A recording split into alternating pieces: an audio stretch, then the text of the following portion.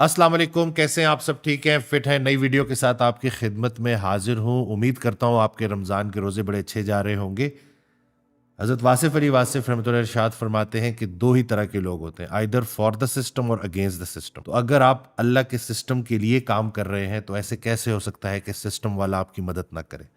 ایک آڈیو میں ارشاد فرماتے ہیں کہ تمہارے کام سے اگر مخلوق کا نفع ہو رہا ہے تو ایسے کیسے ہو سکتا ہے کہ اللہ تمہارے کام میں برکت نہ ڈالے؟ تھوڑا تو یقین رکھ لو۔ نیک انسان کا مستقبل کبھی بھی تاریک نہیں ہو سکتا، چاہے دنیا سے سورج ہی کیوں نہ چلا جائے۔ جگنو زیادہ تاریکی میں زیادہ چمکتا ہے۔ اسی طرح سے آپ نے اپنا جو تعلق ہے نا وہ خیال کے حساب سے اللہ سے رکھنا ہے۔ خیال آپ کا اللہ کی رحمت کی طرف ہونا چاہیے، حال بے شک ویسا نہ ہو، خیال اللہ کی رحمت کی طرف ہونا چاہیے، کیونکہ اگر خیال کی اصلاح ہو جائے تو عمل کی اصلاح ہونی شروع ہو جاتی ہے۔ نیک انسان جو ہوتا ہے اس کا دن بھی نیک ہوتا ہے، رات بھی نیک ہوتی ہے، تنہائی بھی نیک ہوتی ہے، محفل بھی نیک ہوتی ہے۔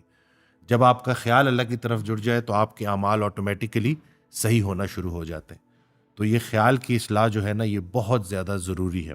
حضرت واصف علی واصف رحمۃ اللہ ایک آڈیو میں ارشاد فرماتے ہیں کہ اللہ تعالیٰ جب کسی چیز کا ارادہ کرتا ہے تو کہتا ہے کہ ہو جاؤ، اور وہ ہو جاتی ہے۔ تو اپنے ارادے چھوڑو، اللہ کا ارادہ بن جاؤ۔ اپنی اس میں سے میں کو نکال دو، اللہ کے ارادوں کے مطابق چلو، اللہ کے حکام کے مطابق چلو، تمہارے سارے کام ہوتے جائیں گے۔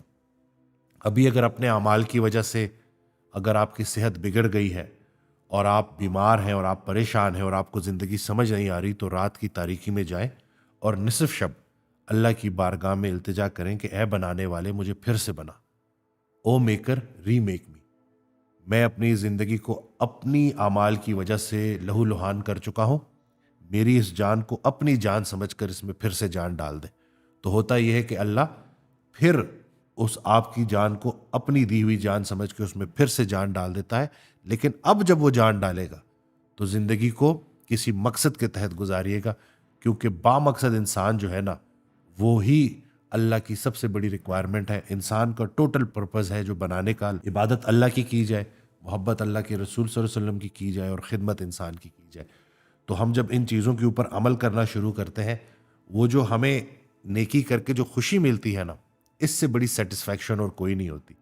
آپ سارا دن جو ہے وہ اللہ کا فضل تلاش کرتے رہتے ہیں۔ قرآن کی ایک آیت ہے جس کا مفہوم ہے کہ جمعہ کی نماز پڑھنے کے لیے اپنے دکانوں کو بند کرو، کاروبار کو بند کرو، اور پھر نماز پڑھنے کے بعد مسجد سے نکلتے ہوئے اللہ کا فضل تلاش کرو۔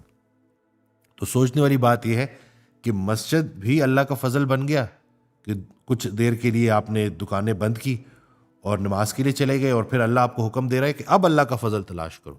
یعنی کہ ایک جو اللہ والا بندہ ہوتا ہے اس کے لیے مسجد کی انٹری بھی اللہ کا فضل ہے اور مسجد سے نکلنا بھی اللہ کا فضل ہے۔ تو اللہ پاک ہمیں عمل کرنے کی توفیق دے۔